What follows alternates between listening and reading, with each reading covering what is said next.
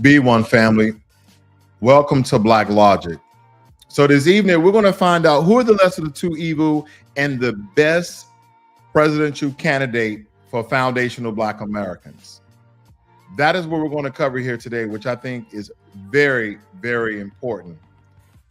There's two clear choices. You have the nominee with Donald Trump for the Republican Party. You have the nominee for the Democratic Party with Joe Biden. But I guess the biggest questions for Black Americans is who is going to be the president for us? Who are going to actually provide tangibles for us? That's the questions that we're asking, because first off, let's talk about the different sections of Biden's address. He touched on a variety of topics, including healthcare, education, and criminal justice reform. He was talking about jobs and all the jobs that was created. One of the key points that stood out to me was his emphasis on investing in HBCUs, which has been a very controversial topic, that some people believe that Donald Trump contributed more to HBCUs, and some believe that Joe Biden. So we're going to do a little bit of fact checking here as well, okay? Because a lot of times, because as a foundational Black American who is not going to be a part of the circus of the whole voting thing, if they're not providing tangibles, then they don't have my vote. Simple as that. It doesn't matter what party. But there are Black Americans with special interests. There are Black Americans with particular issues that may vote for one candidate or another. So what benefits us? So the thing about having Black logic and speaking the truth is sometimes I have to give you content that I don't even agree with. I have to give you the truth, the information that I don't even agree with or even want to know the truth. That's hard, believe it or not, because some people are very biased in the information they give. They give it from a very diluted and distorted perspective. So it's important to have someone that's kind of neutral, like myself. I'm pretty neutral, but nonetheless, I tend to lean one way or another. But he touched about all these different areas and how it affects America and what he's going to do for Americans. But HBCUs popped out. Biden also mentioned specific initiative that would directly affect the Black Americans, that would directly affect foundational Black Americans, such as expanding access to affordable housing and creating economic opportunities in low income or underserved or minority communities. And you know, that's a trick language, family, where they mean that everybody except Black folk. Because here's the thing, the reason why we speak the way we do, because history tells us that anytime we're voting for all of these different issues, that direct support never comes to our neighborhoods. That direct support never comes to our communities. They never come to our communities at all. So let's look at it first and foremost, family. Here we go. Job growth in Biden's first 3 years is faster than any other four predecessors, even in Donald Trump, okay? That's what they're stating here. They have a chart. Now, Biden is a dark blue right here, and Trump is this orange color. And when Trump was in office, you see that it dropped down quite significantly, but we also have to factor in that was during COVID-19, and Biden came in at the tail end of COVID-19. So those factors we have to put in. So essentially, but according to the numbers, he has contributed, like, I believe, almost 800,000 jobs. Now, this is funny they would show a Black man, because we're going to get into where a majority of these jobs are going to. So Joe Biden touted his chest last night on State of the Union, and he was stating how he created 800,000 jobs, manufacturing jobs.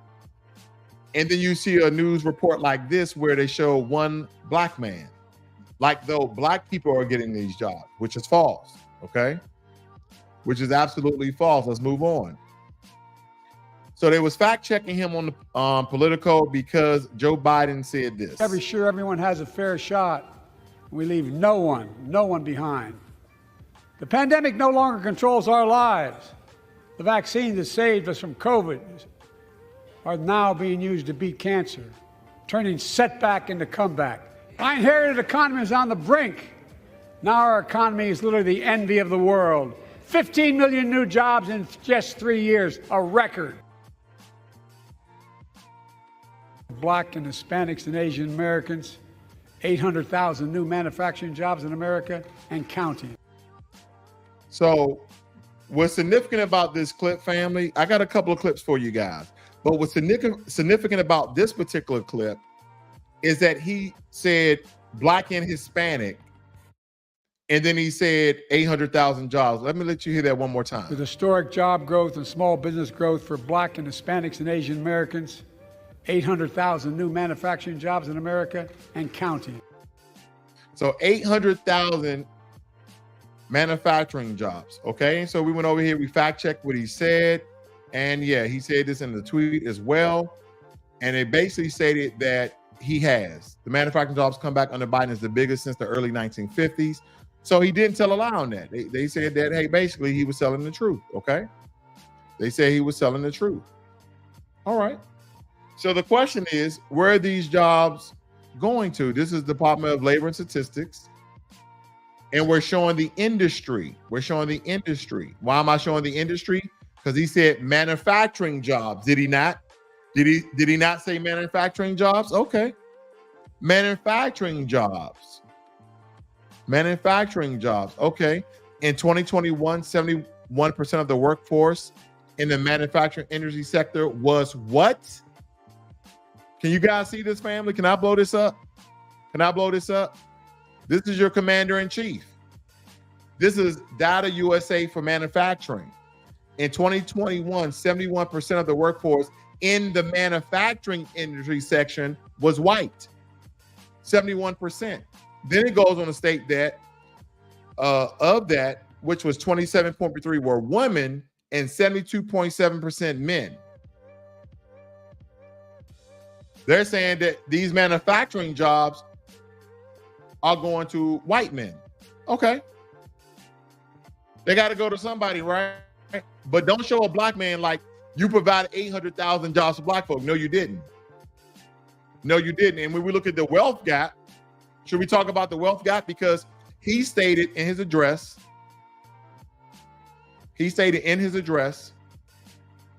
that he closed a wealth gap or something on those lines. Let me see if I can pop that up for you guys. Wealth gap is as small as it's been in 20 years.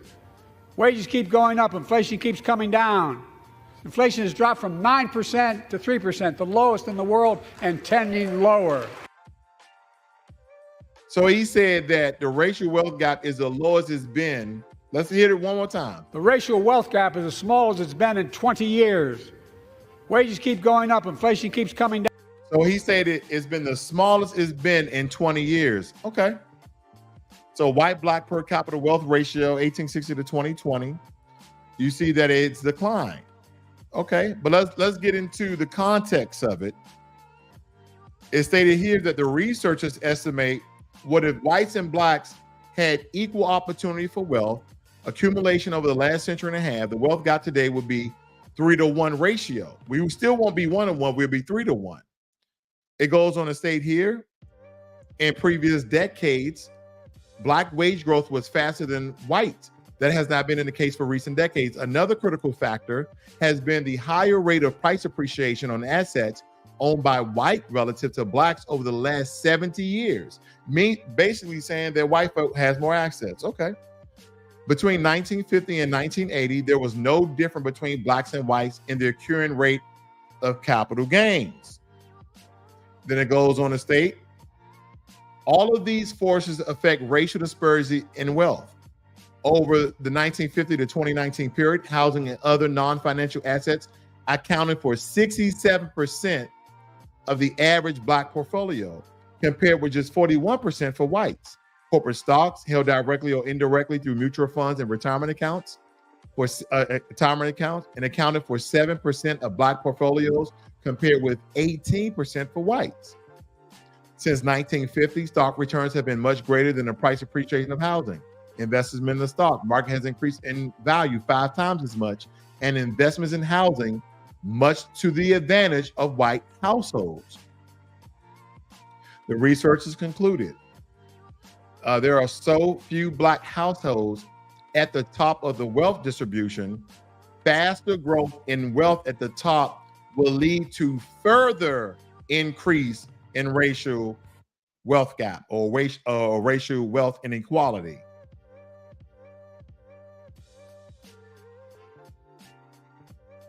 That's what they're talking about. So him stating that he's lowered the quote unquote racial wealth gap is false. It's absolutely false. Let's look at it let's look at it one more time. Let's look at this very, very quickly here, family.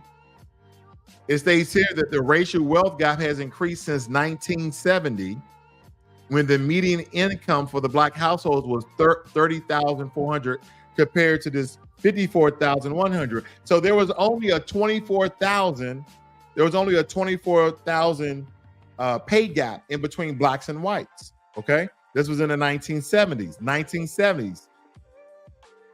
The civil rights movement from 1960 to 1980 was the fastest period of racial wealth convergence since 1900s. According to the Brookings Institute, the black-white median wealth gap has averaged $172,000 from 1989 to 2022. However, between 2019 and 2022, the gap increased, signaling an increase in disparity not seen since 2007. So the racial wealth gap has grown significantly since 2007. But he said it's been the lowest since 2020, so that's a lie. You see what I'm saying? And a lot of times politicians get on these stages and lie to people because they know no one's going to really do the research, except a couple of news agencies that nobody's going to watch in the first place. That's what that's about. And then when you start comparing Biden's policy to those of Donald Trump, during his time in office, Trump focused on policies that center around tax cuts and deregulation, which, some may argue disproportionately benefit the wealthy. Okay. And some of them also believe in trickle down economics or Reagan economics, however you want to label it. But on the other hand, Biden supposedly has prioritized issues like criminal justice reform and expanding affordable health care to seniors and to people who may or may not have insulin. Family.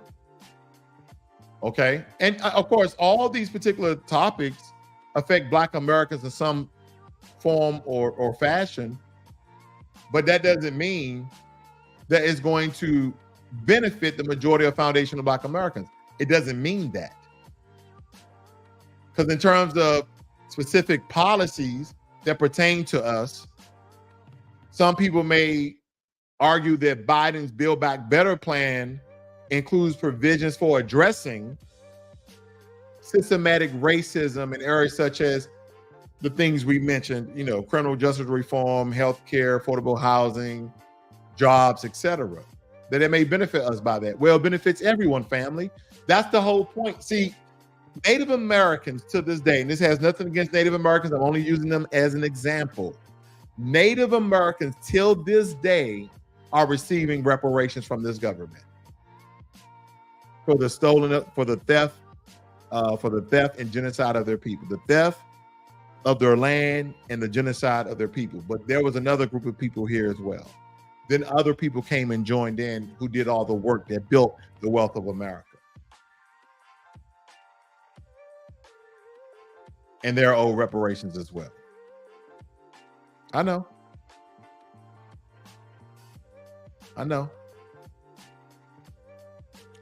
Biden wrongly touts record economic growth for unemployment. We just talked about this, did we not? Let me see if I come down here and find that meter. I think unemployment rate for Black Americans. Let me see if I can get this up here, family. Let me see if I can get this up here. Because a lot of people have been saying that, he provided a lot of jobs in comparison to Donald Trump. And some people say that Donald Trump had provided more jobs than Joe Biden. Again, family, I'm just, giving the truth. And I know a lot of people are going to have their biases. I'm not going to have my biases. I'm not going to have my biases, family. Because when we look at unemployment, and a lot of you are going to say, well, that's stemming from COVID-19, which could be absolutely true. But when we look at the unemployment rate, it's been the highest it's been probably since 1929, the Great Depression. Because I don't even see 2008 on here. We had it high. This was right after, it was the 2008, 2009. Then it dropped. America was doing very, very well. And now unemployment at this rate. Who's to blame? Was it trickle down problems from the Trump administration, or Biden didn't handle the economy in the way it should have been ran? Who's better for America? Who's better for foundational Black Americans? I'm just asking.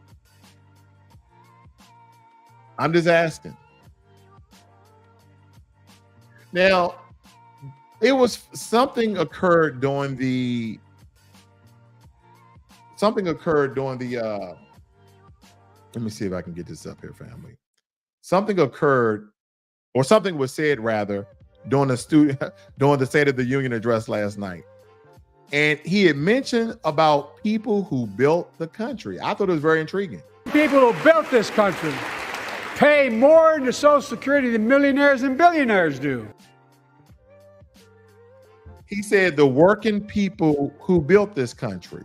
Well, the funny thing about that is, Joe, I was very surprised that Joe didn't say that Black Americans, that foundational Black Americans, that U.S. freedmen built Wall Street, who built this country.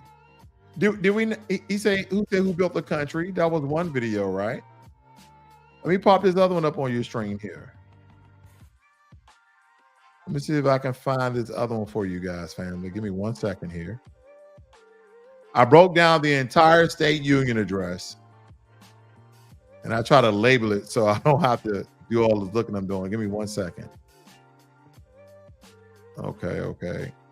But it was a statement he made about those seniors who built Wall Street. He made a comment about Wall Street. There was a lot of line going on last night, family. Very cryptic, very disguised. But nonetheless, I just want to point this out. If I can't find a clip, I can't find a clip. But here you go. Let's get this straight once and for all. During the Anglo-Dutch Wars, hostilities between England and the Netherlands spilled over into North America. Right? They was over there fighting like they always do. Europeans, before Black folk came, they was warring all the time. And I'm not saying tribes in Africa wasn't warring, but they were, Viking era. They were always fighting over land and power, over the small lands that they have over there. They were fighting over it. So during the Anglo-Dutch Wars, hostilities between England and the Netherlands spilled over into North America. The Dutch settlers of Manhattan Island, called New Amsterdam at the time, feared England was planning to attack and construct a wooden wall as a defense. And it goes on to say, I'm not going to read all this, but it says, it featured cannons and spanned between two gates, one located at what is now the corner of Wall Street and Pearl Street, and the other on Wall Street. And the Broadway called the Wall Strat, whatever how they pronounce. The earthen part of the structure came from earlier fortification built to defend against possible attacks by Native Americans and pirates. The label on the wall is believed to have been performed by slaves. Okay. And don't get nobody in the comments or the chat talking about Irish was over here slaves. Joe Biden even said that he's from the ancestry of Irish. I've never heard him refer to Irish people as slaves. They've been indentured servants, not slave. But indentured servitude was 10 times worse than slavery. Okay. Nonetheless, December 13th, 1771. So don't forget that slaves built Wall Street. Okay, our ancestors. built Wall Street. Here's a funny thing. They built it in what, 1652, 1653? 50, 60 years later, Wall Street was made the site of governmental sanctioned slave market. That is why we owe reparations, family. People don't understand that slavery was government sanctioned. It says Wall Street was made the site of the government sanctioned slave market in New York. Okay, so that's where they was trading slaves before they was trading stock, because slaves were stock. They were human stock. Okay. Yeah. One more for you, because I know a lot of people, you have to double down, give it different sources. Oh, you only go for one source. We're talking about Wall Street again. We're talking about Wall Street. It says a gang of black men labored as long as daylight allowed, digging a 3 foot deep, and it goes on to tell you about them building Wall Street. And this is coming from Columbia University.edu. You guys want to go check this story out. It was in 1653. But he said some hardworking Americans built. He said some hardworking Americans built Wall Street last night. It was very astonishing. I couldn't believe it. I couldn't believe it, family. That's why I kind of want to cover. That's why I want to cover the State of the Union, because some of you are trying to choose who's better for foundational Black Americans. Is it Trump? Or should I stay on the Democratic train and vote for Biden?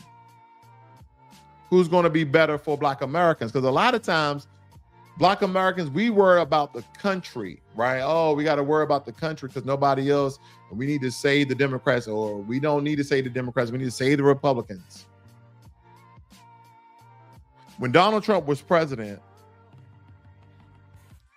what happened to America? Did America not stand? Because all of a sudden, maybe Donald Trump, and I'm not making excuses for him, family. You know, I'm not Republican or Democrat, okay? I'm not making excuses for him. If he made some real cynical, communistic sort of comments, I'm not saying to ignore it. I'm just saying there's a constitution in place. I'm not saying to ignore it. I'm just saying there's a constitution in place. And I get it.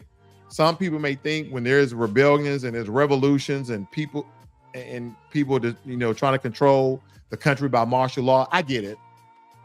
No, I get it. Then a piece of paper ain't gonna mean anything. But I'm just saying we survived 4 years of Donald Trump. And again, I'm not leaning one side or another. Okay. Now, what about healthcare? He talked about healthcare. I know a lot of people are worried about healthcare. He's talking about basically extending Obamacare, but he also talked about insulin. Finally beat Big Pharma. Instead of paying $400 a month or thereabouts for insulin with diabetes, and it only costs $10 to make, they only get paid $35 a month now and still make a healthy profit. So he was basically stating how insulin is going to be $10 or they're not going to be no more than $35 for insulin. And the way he made this comment on the State of the Union address, it started making me think a majority of Americans, percentage-wise, not simple numbers, families, percentage-wise, a majority of Americans or Black Americans, are they the ones who are taking insulin? Is that going to help our people majorly, right? Because a lot of times we know that neither one of these presidents are going to make a specific law or legislation in present day that's going to benefit Black Americans unless we apply pressure, unless we show that we can sit on a couch this election. Because when they understand they have a voting block, they have a voting base that we can swing the tide one way or another, they're going to start to pay attention. But if we keep tucking our tail and bowing our head and keep voting in a particular party, then they're going to continue to treat us the way they do. See, it's not only about being fair, it's about being equal. Give me what he got. You genocide and stole Native American land. you brutalized, genocide, killed, raped, maimed, tortured, chopped off parts. Then after that, you say we're free, then you destroyed our towns and our cities and flooded them and started massacres. Then after that, you had Jim Crow and black codes and Reconstruction. And we have to rewrite laws so America can be civil. Think about that. You have a constitution, you have a Bill of Rights, Declaration of Independence, you got all this documentation, but black folk had to fight for civil rights. Civil. We're citizens, but we had to fight for civil rights. And we still don't have it. But other people do. Other people who are non-black that come to this country do. They have civil rights. They're treated like citizens.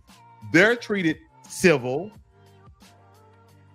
So when I look at these particular topics that he talked about, I got to dive deep, family.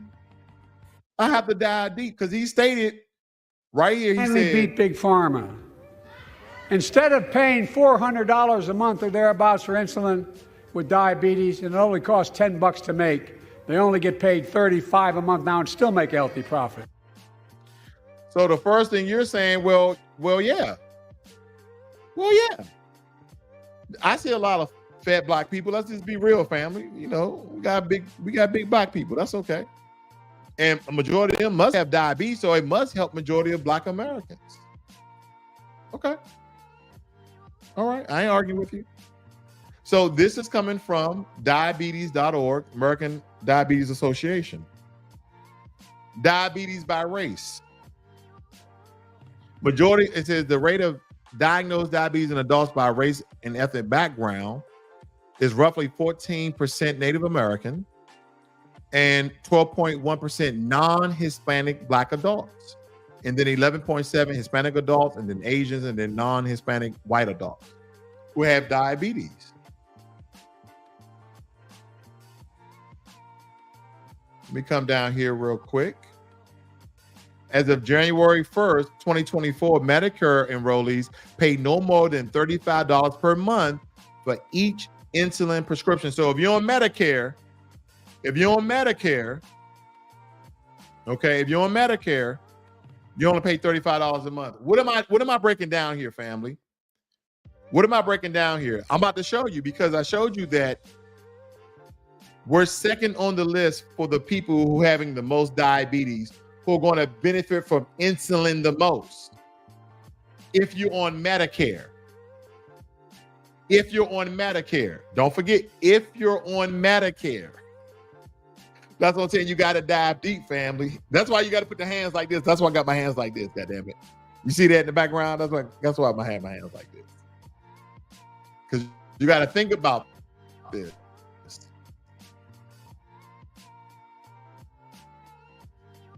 We're going to break it down, family. Because this is how they do us.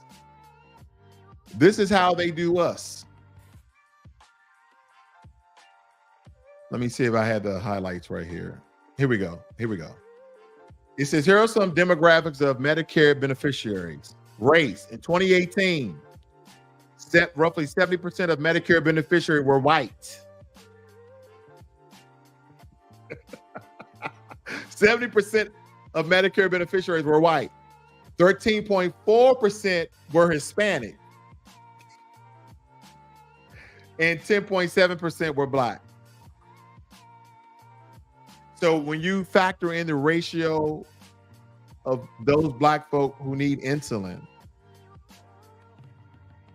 and you compare and correlate that with the percent of people who are on Medicare, they don't correlate, they don't add up.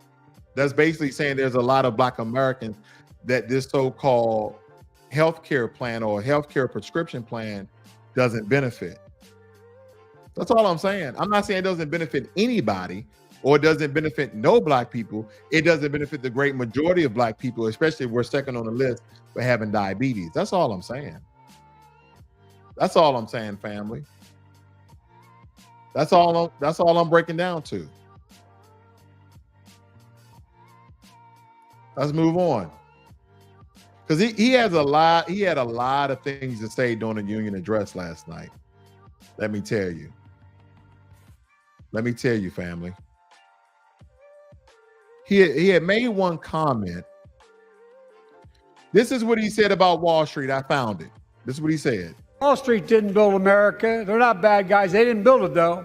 The middle class built the country, and unions built the middle class.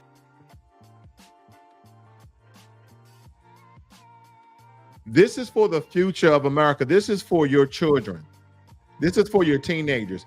He just told the American people, that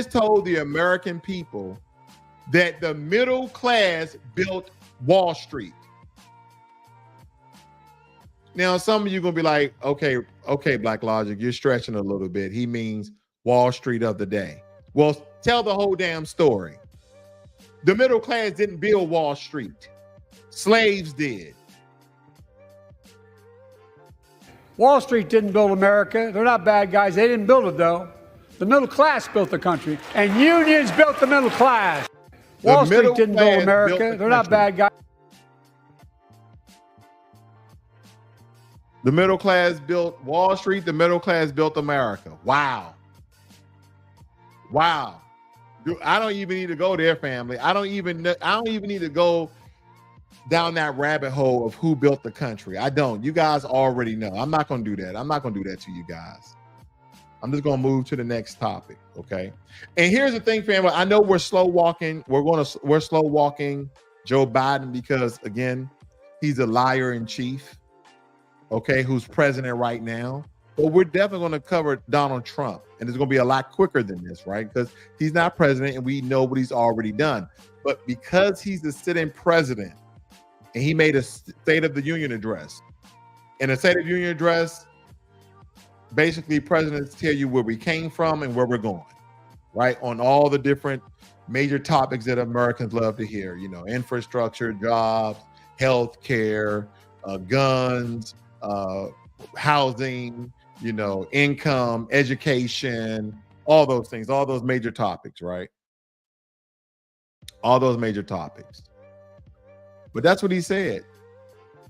So let's move to education. Let's move to education. Let me see if I can find the one about education very quickly. Because I know he talked about increased school funding. He talked about increased school funding. Let me see here. Here we go. In the strongest economy in the world, we need to have the best education system in the world. And I suspect all of you, want to give every child, a good start by providing access to preschool for 3 and 4 years old. I think I pointed out last year that children coming from broken homes where there's no books, they're not read to, not spoken to very often, start school, kindergarten or first grade, having heard 1 million fewer words spoken. Well, studies show that children who go to preschool are nearly 50% more likely to finish high school, go on to earn a 2- and 4-year degree, no matter what their background is. That last part, no matter what their background is, they're going to go to college if they start from preschool. Okay. 2023 college degrees are increasing among all racial and ethnic groups. However, white and Asian are more likely to have a college degree than black folk. What just came in the country unlawful? Over 30,000 Chinese folk. Who do you think going to get this Pell Grants and okay. All right. Okay.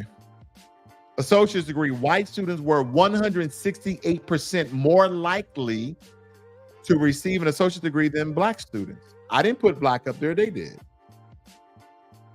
I just put race demographics for degrees in the USA. You see the search?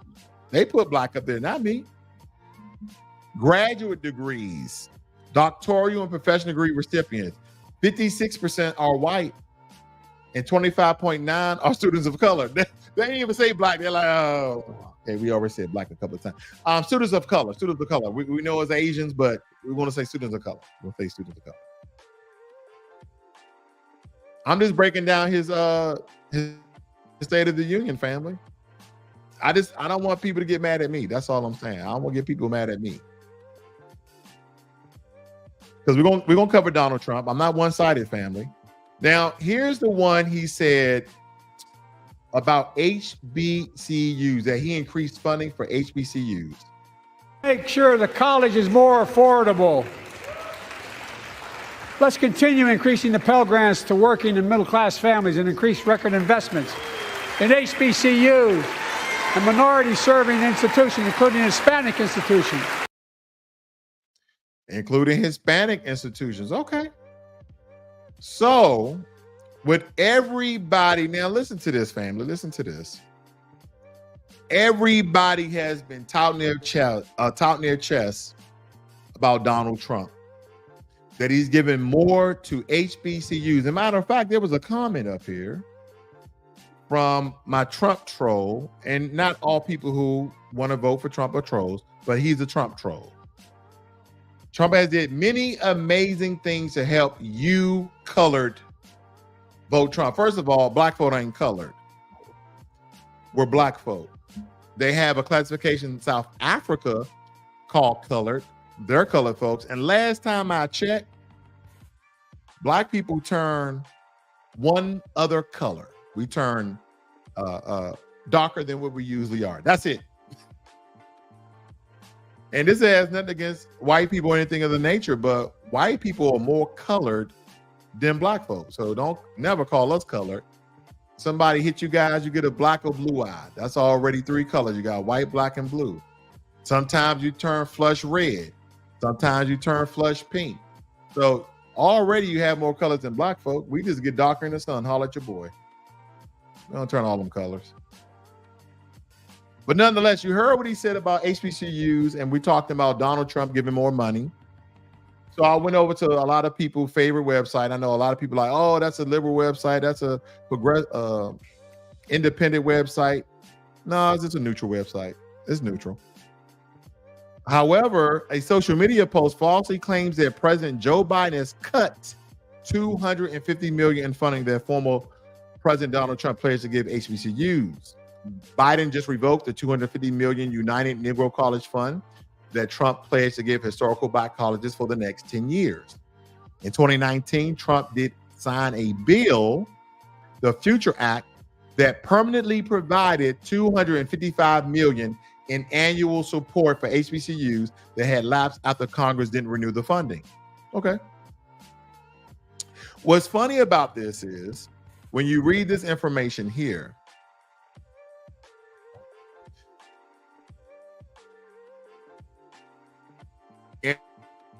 and we're talking about who gave more to HBCUs. And I looked at HBCUs and I looked at the funding, and believe it or not, family, Joe Biden gave more money to HBCUs.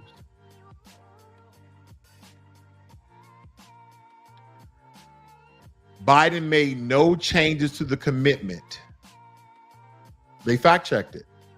Biden made no changes to the commitment, so he didn't revoke that $250 million. In fact, federal funding of HBCUs has increased every year under Biden. $2.7 billion in HBCU funding through American Rescue Plan was in addition to that annual funding increase. So some Black Americans may say, wait, look, hold on. My baby goes to HBCU. My daughter goes, my son goes. I get it. I'm being neutral, family.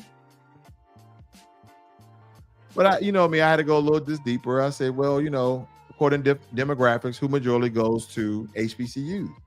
Black folk. Then 24% non-Black students. Okay. Majority Black.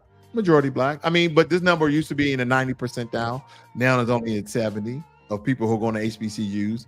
This is slowly becoming these, and the reason why you ask, why are white and Latino students going to a historical Black college? First of all, it's America. They can go anywhere they want. But secondly, they're using the same policies and bills that Black folk use when they go to large PWI institutions. So the white person like, well, I can't get a scholarship and I don't really have any money. I'm gonna apply for HBCU where I'm a minority. So white and Asian and Latino people are minorities at HBCUs where Black folk are Black folk are the minority when they go to a PWI. So they just now HBCUs are really being diluted as far as when it comes to a concentration of Black students. I'm not saying that's a good thing. I'm not saying that's a bad thing. That's just the facts. That's just the facts. We like facts, don't we, family? We like facts. It don't matter how we get the information. As long as the information is the truth and it's a fact, we can rock with it. We can rock with it. We can rock with it. HBCUs only represent 3% of all four-year nonprofit institutions, but enroll 10% of all Black students. So these schools are 70% Black. They're only 3% of all the four-year nonprofit schools. I won't go there. That's going too deep. It's going too deep. It's going too deep. I'm not going to do it. I'm not going to do it. We're gonna move on something else because I think they talked about criminal justice reform. I had so many clips here, family. They even talked about Roe versus Wade. Those bragging about overturning Roe v. Wade have no clue about the power of women. But they found out when reproductive freedom was on the ballot. We won in 2022 and 2020, and we'll win again in 2024.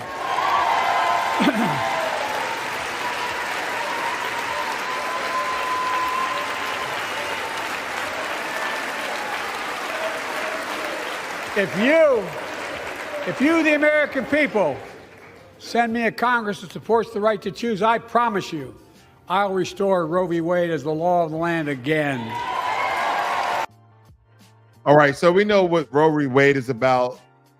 That's about basically passing policies so women have the right of choice if they're going to abort or don't abort, their fetus, whatever you want to call it, right? Their seed. Let's just say their seed for the sake of argument. Now, we're going to take a brief break here very quickly. We're going to take a brief break, okay? Take a brief break. Uh-oh. And I'm going to address some of your comments here, okay? I'm going to address some of your comments. It says, Mac25 says, Black Logic, let Uncle Ruckus, Ricky Man, and punk you out. I don't know what that's about. That's kind of weird. Okay, it says that white supremacy don't exist. Sell out Sambos. Okay. I now identify myself as a white man. Okay, I see we have Rosalda in the house. I see my good buddy Jermaine Anderson, Ricky Manor, my warrior brother DSB in the house. No reparations, no police reform, and no hate crime bill for FBA, then you won't get my vote. Absolutely. Absolutely. Thank you. Shalom, my brother. Nice to see you out here today. Let's talk about it. So this channel supports Trump and Ricky Manor. That's Black Klansmen. Now, here's the thing, family. This channel does not support Donald Trump. This channel does not support Joe Biden. Ricky Manor is a compadre of mine. That's it. So I don't know what you guys are getting at. I don't stem one way or another, but I won't even address that again. DSB states that both parties suck, but I saved more money with Trump in office. Okay. But he said that he's voting for the couch 2024. Donna Brown, he's giving you information. Why don't you just be quiet and listen? He never told anyone he's supporting anyone. Thank you, Donna. Thank you. I appreciate that, sister. I appreciate that. Thank you. All right. I see they're trying to, hey, let's see here. Let's see here.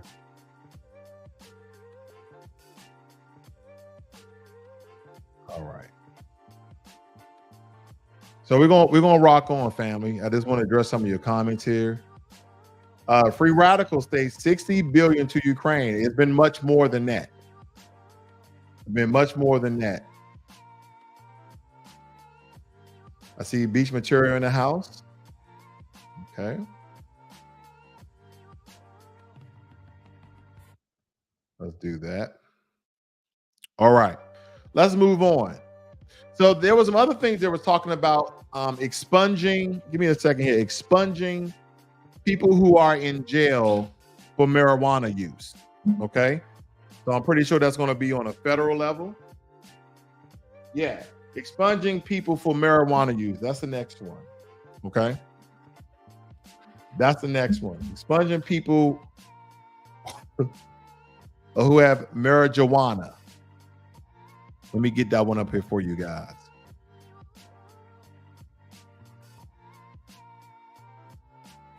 Give me 1 second, family.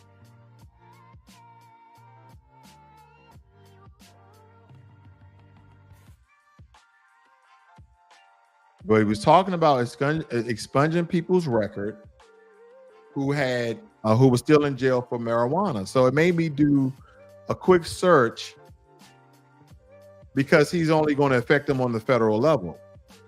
Federal offenders sentenced for marijuana possession in the last 5 fiscal years tend to be male 85.5%, Hispanic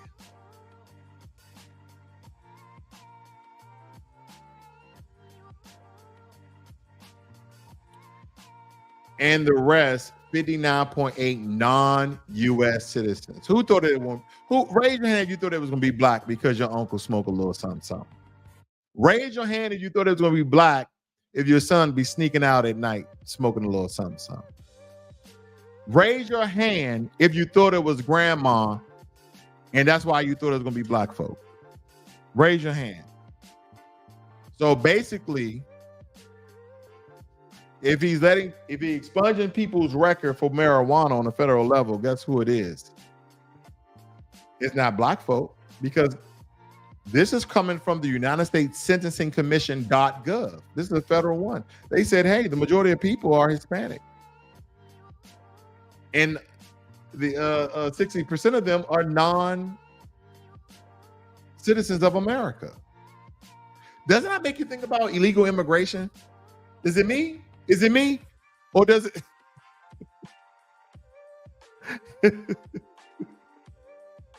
I don't know if it's me, family, but it made me think about illegal immigration. It made me think about illegal immigration. And when we talk about justice reform, right? I don't know if I have a clip on this one, okay? I was clipping all day. But we talk about justice reform, and they brought up I don't believe they brought up the George Floyd Policing Act, okay? But he was just talking about criminal justice reform. It made my damn skin crawl. It made my skin crawl, family. Because he has done nothing. You guys remember, let me see if I have it down here. Give me 1 second, family. You guys remember the George Floyd thing, right? George Floyd and Policing Act. You guys remember that? Let me give you a better picture of it. You guys remember this right here? It passed the House, and this has been sitting since 2021. And what is significant about this? I'm gonna tell you what's significant about this very quickly. I'm just gonna read the summary. We come down here to the George Floyd and Policing Act. It states here that it limits qualified immunity. That is that civil and legal protection that police officers get when they do something unlawful, when they kill an unarmed black person. I'm not saying that all of them get off. Some have went to jail, but not nearly as much of the ones who were killing unarmed black folk. That's all I'm saying. And they use symbolism in the Democratic Party to garnish the black vote by the way of headlines like this. See, the thing about the Republicans, they don't even pay attention to black folk, really. They're just like, we're going to work on huge tax cuts for corporations. They were about, the Democrats pay attention because they know without black folk, they can't win the presidency. So they do these symbolism like these laws that you think that are really going to help black people get justice in America. No, absolutely not. They said it limits qualified immunity. You don't know what that limit is. You don't know how high or how low that limit is. As a defense to liability in a private civil action against a law enforcement officer, and grants administrative subpoena power to the Department of Justice in pattern or practice of investigations. Then the states here establish a framework to prevent and remedy racial profiling. How? They trying to give police officers sensitivity training so they can be nicer. They've been trying to do this to have them to start racial profiling. Shit, for a very long time, and it hasn't worked. It hasn't helped. Should police officers get a psych eval? That way we can somehow gauge or measure the amount of racism they may have? Because we've seen black cops. Oh, wait a minute, Black Logic. Yeah, we've seen black cops beat up and kill black folk like they were white supremacists. And not all cops are bad. Yeah, that 10% of bad cops is making all cops look bad. Not all cops are bad. Yes, I want the police. Yes, I want the police. Somebody breaks inside my house, I want the police. Or the coroner, or the coroner, either one. Okay, something going down, there's some commotion, there's some suspicious activity in the neighborhood. Yes, I want the police. We need police. This country will be off the rails without police. Yes. But police should not have the right and the federal and state defenses when they do something wrong, simply because they wear a badge. What does protect and serve really mean? Does protect and serve mean protect these people, but kill these people? Serve these people and serve these people. Is that what it means? Is that what it means? That's all I'm asking, because I know there's a lot of pro-blue when it comes to police officer. And yes, it's not that I'm anti-police or pro-police. I'm pro-good policing, that they don't racially profile. They don't indiscriminately kill more black people who are unarmed than other people. That's all. It says here, it also limits the unnecessary use of force and restricts the use of no-knock warrants, chokeholds, and card holds. I don't. How does that help black folks?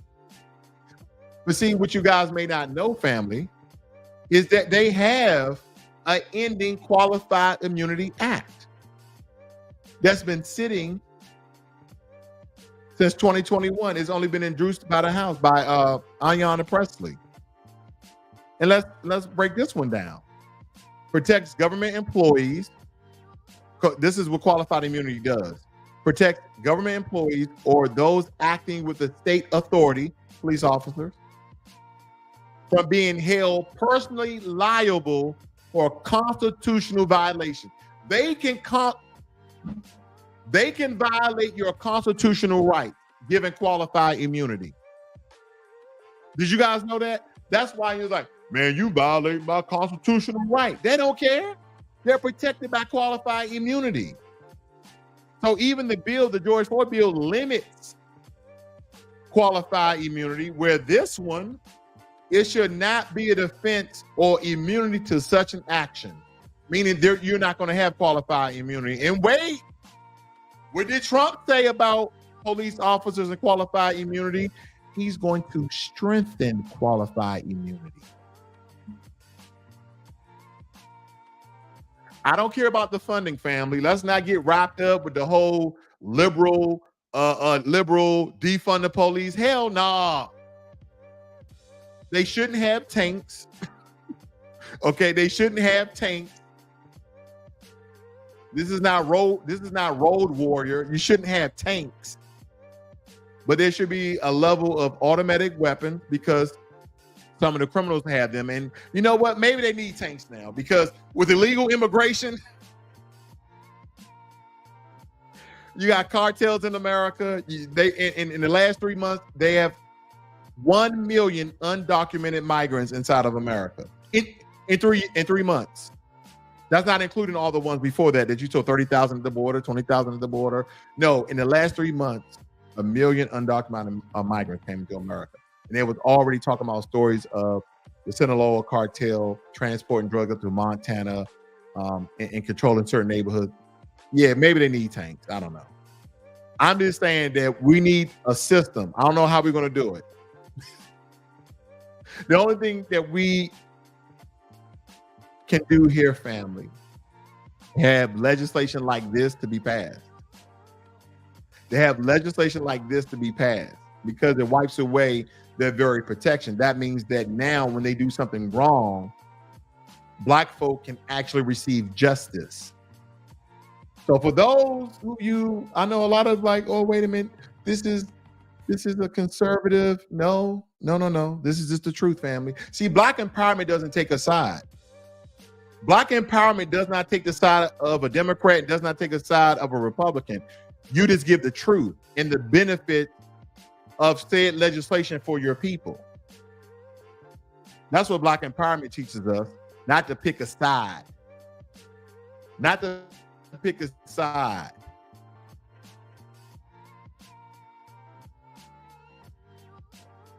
That's all I'm stating. That's all. Donna Brown, you guys are crazy, man. But I want to show you guys something very quickly as I'm ending here. President Biden immigration plan legalized millions of undocumented workers.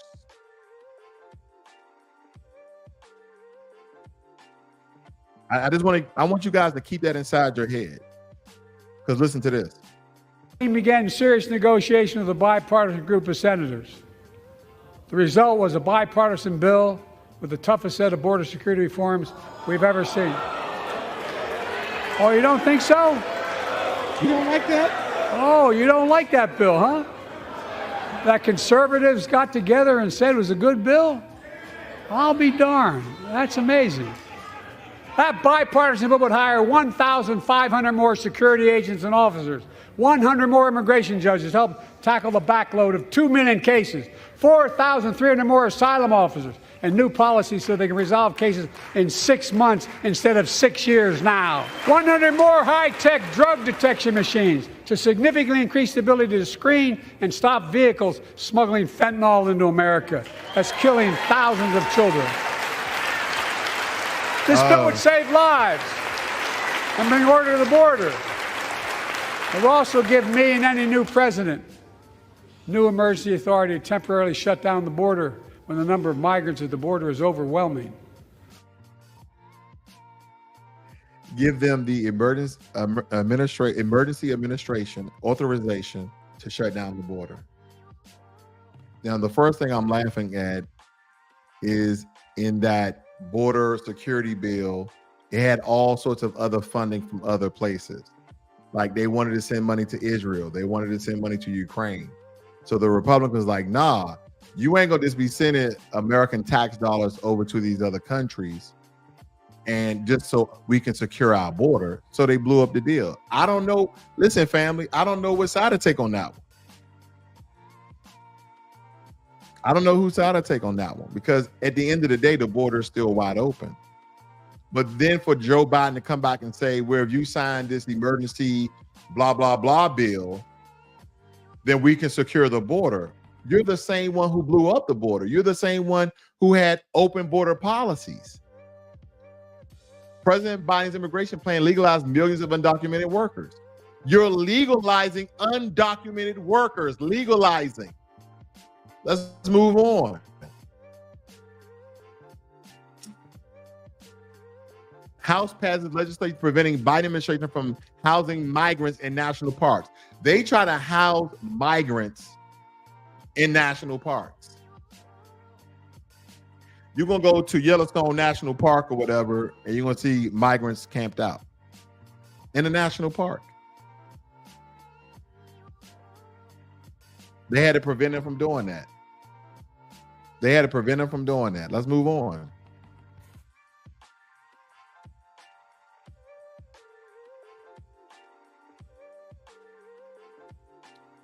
House approves, hold on. House approves resolution announcing Biden's open border policies.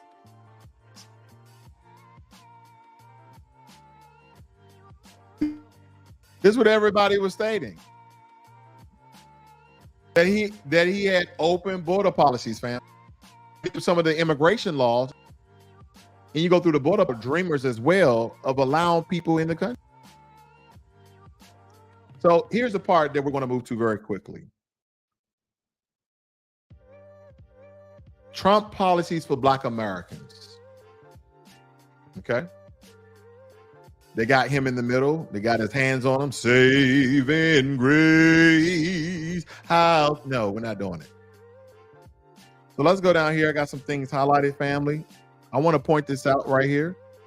The morning after Philadelphia police fatally shot a Black man, 27-year-old Walter Wallace, Trump praises officers as the most incredible people on earth. And at the same time, he was giving Elise Johnson a full pardon in the Oval Office. Again, family, I don't want to choose for you. Here we go. Trump advisors thought the president's support for the First Step Act would help him win re-election down the road. But Adriana Scrofire, executive director of Black PAC, cautioned that Black Americans are not single-issue voters. That's what they believe. We're single-issue voters. Yeah, I'm a single-issue voter. Anybody want to know? Reparations. I'm a single-issue voter. I'm being very monolithic. Reparations. Holler at your boy. And I know some people gonna put it on, man, you ain't get no damn reparations. Nigga, you ain't get no damn reparations. People be hating that our people are so great. People hate that we have such a rich history. And when you know your history, and when people tell you that Black folk haven't contributed to America, and you point out all the innovations, all the engineering, all the things that we created and the things that we're still doing to this day, it's mind-blowing. Under the Trump administration, the Black unemployment rate steadily improved. Under the Trump administration, the Black unemployment state steadily improved, dropping to 5.4% at the bottom in 2019 compared to 7.5% when Trump took office in 2017. But that achievement is attributed to economic growth that was already revving when Trump took office. So they're not trying to give Trump any credit of the Black employment rate dropping while he was off, because they say it was already decreasing before he came into office. Under the Trump administration, she said, Black workers did not see employment levels ever go above the trend.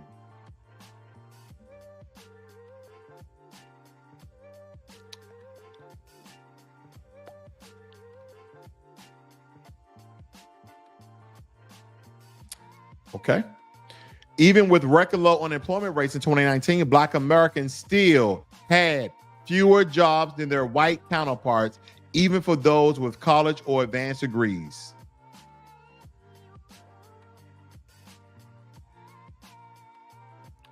You be the judge. Who's better, Trump or Biden? HBCU funding, here we go. The bill is a 10-year renewal of funding. During Obama's 8 years in office, mandatory HBCU funding ranged from almost $80 million to $85 million per year. The same has been true during Trump's administration. So Trump gave as much as Obama did to HBCUs. And according to the facts, Joe Biden gave more to HBCUs during his time in office than Donald Trump. He just basically was doing what Obama did at $255 billion. Was it million or billion? Million or billion? Let's just say billion. I don't know. But Joe Biden gave over $2.7 trillion. The amount of funding for HBCUs is the same thing that we had under President Obama. Hate the message, not the messenger. Hate the message, not the messenger. I get a lot of comments. Opportunity zones. Mike Pence credited the president for creating more than 8,000 opportunity zones, bringing jobs and opportunity to our inner city families. A feature of the president's $1.5 trillion tax cut, the program was intended to benefit Black, Hispanic, and low-income communities, but there's very little data about what's actually happening in those opportunity zones. There isn't a full accounting of the number of opportunity zone projects, let alone basic information such as those projects and why they're being pursued and who's benefiting from them. It makes me think about that this really didn't do nothing for black folk, but also make me think about the 800,000 jobs that Joe Biden created and said black folk. But when we looked at the numbers, majority of the people who got those jobs were white men. That was astonishing to me. Housing. The United States Department of Housing and Urban Development replaced the 2015 Affirmative Furthering Fair Housing Act with a much weaker rule in July. While Trump was in office? A much weaker rule using a waiver to exempt the new regulation from public comment requirements. Public comments allow people to weigh in on proposed rules before they're finalized, but the bypassing that critical step, the agency essentially expedited a month-long process without any public input.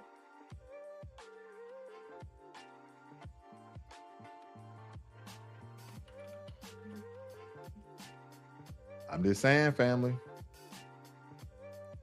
I'm just saying, who do you trust? It goes on. He's using absolutely baseless fear of crime and decreased property value as attempted triggers to get a white anxiety about living with people of color and Black Americans in particular. And the idea of integration itself said, someone saying he's racist. And then somebody going to say, wait a minute, Silverstein, is that person of Jewish nature? Then that's why they're saying that. I don't know, family. I don't know. I'm just asking. Not only is he being basically explicit racist here, he's also just operating a fact-free environment immune to any sort of empirical evidence about housing policy. So they said the housing thing was fraudulent that he's doing. I'm not making this up, family. I'm not making this up. Hate the message, not the messenger. So a lot of people, especially when it comes to foundational Black Americans, we have a lot of people who are going to be on the couch, Netflix and chill, watching the game on the couch. Then you're going to have some that's going to like, you know what? I'm just going to vote for Trump. I'm going to try something different. I'm going to do something different here. I don't know what I'm going to do, but I'm going to do something different. Because even that First Step Act they were talking about, they don't do nothing for us. And we're not one issue voters. But a lot of people are going to go with Trump. I get it. I understand. Understand now, some of you, okay, some of you may go to church. Some of you just may go to church. And I'm going to plead with you guys. Please don't go.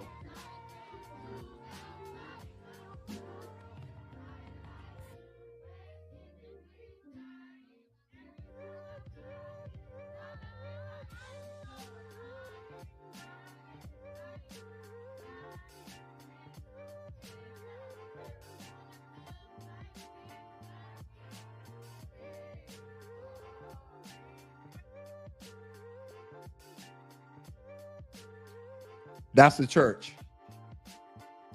That's the church. And family, I told you on the Wednesday broadcast, I had a lot of clips for you guys. And I want to tell every tether and anchor out there, this is what foundational Black Americans are talking about, how immigrants come over here and get placed in front of Black Americans. And then they turn around and tell us, pull ourselves up our bootstrap. We're not getting no support. The lies, I tell you, the lies. Shirley Chisholm, right? Her family was given housing priority over African-American families. And she wrote about that in her book to share to people that, like, during that time, America was intentionally bringing Caribbean families here and giving them more generational wealth and taking that away from African-Americans that were already here. So I went to college too, and I have this Trinidadian professor. But what she said was like, back in like the 60s, 70s, they wanted a more docile N-word. They was doing too much. Yeah. So they brought over the more docile, well-behaved, hardworking Black people from the Caribbean, and they gave them opportunities to land and housing, and especially in New York. Shirley Chisholm, right? So that was that clip about family that happened yesterday. But what I realized is that, unfortunately, illegal immigrants are getting everything that Black Americans never received. And it's coming by the way of the Democratic Party. So I totally understand if people are going to vote for Trump. But because there's no policies on the table that is going to specifically target Black Americans, and it says Black Americans, cash payment reparations, wiping away qualified immunity, instilling a system of justice and replacing the system of injustice. We can talk about healthcare. We can talk about justice reform, prison reform. We can talk about healthcare. We can talk about all these other things. But if you notice, family, when they try to speak to you through these issues, and none of these particular policies or legislation that they're proposing, none of them are targeting or specifically for Black folk, we believe we're doing ourselves a great justice because we believe that we're going to receive some of these benefits and resources that we never do. We never receive any of these benefits or resources. Even to this day, we have other people who are in the country 2 days, and in 2 days, they got more from this country than you have in a lifetime.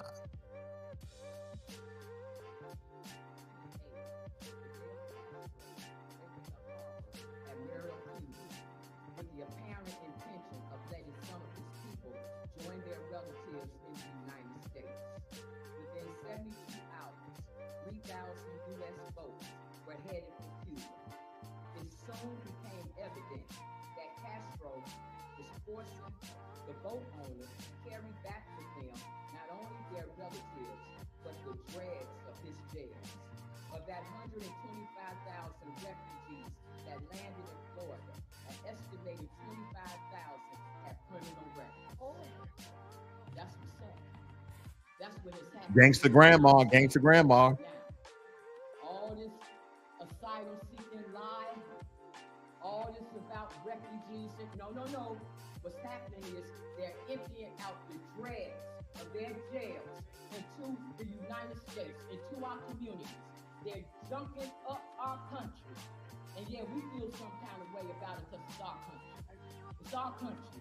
People like Fast Square, look how disrespectful they are. Now you just gave that man a resolution for his father's restaurant. And every time we get up and talk, he's working this move. Look at him. Look at him. But he wants his resolution for his father to be respected.